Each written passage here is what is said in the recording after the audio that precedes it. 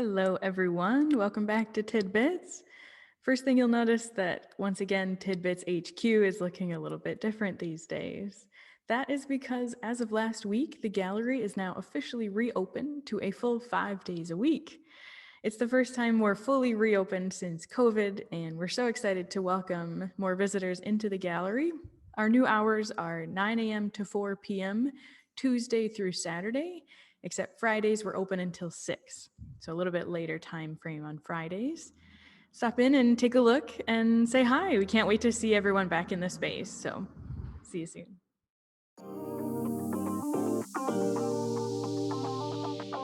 This great new change means that it's been a little hectic around here lately, so I have not planned a super long tidbits for you today, just a fun little quick one, and it's almost a follow-up to a previous video that I made. If you watched my week 17 video on the Benin bronzes, we discussed issues facing the repatriation of colonial artifacts. That episode focused specifically on the Benin bronzes that were African objects looted by the British government. However, colonialist acquisitions are not limited to just Great Britain.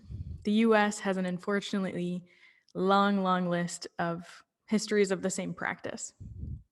However, recent news from Costa Rica shows some positive change and momentum in the efforts to repatriate colonial objects. According to an article published in Art News on July 6, 2021, I'll put a link to the article below, quote, "The Museo Nacional de Costa Rica in San Jose said that it received 1,305 pre-Columbian artifacts from the Brooklyn Museum in New York City. It's a bulk repatriation effort that officials at the Costa Rican Museum said would significantly augment its holdings. Though the return was announced just last week, the actual repatriation apparently took place in October of 2020.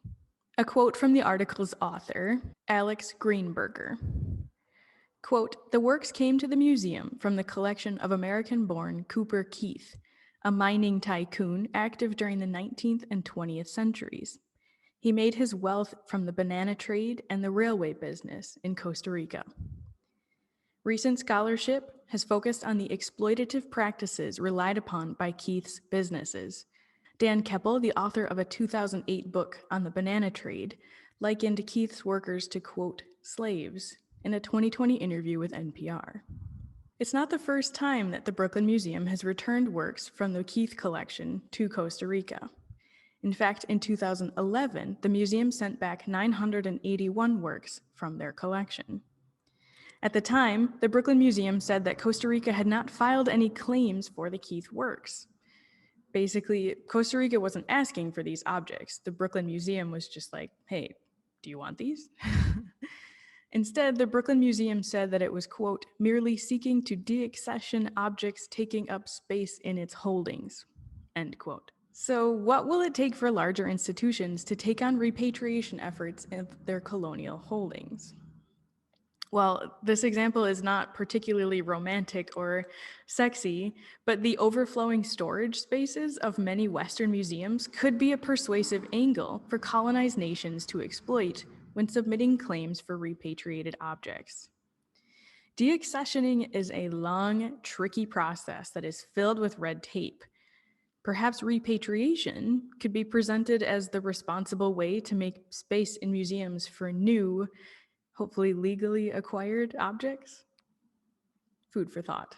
I'm Kristina Koopman. Thank you for joining me on Tidbits. We'll see you next time.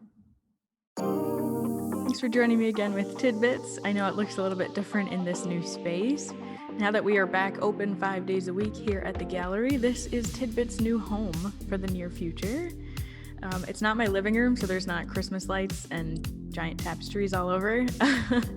But let me know if there's something that you want me to cover in a future video, or if there's something fun you want me to decorate my Tidbits set with. We have a blank slate to work with. Let me know below, and as always, thank you for watching.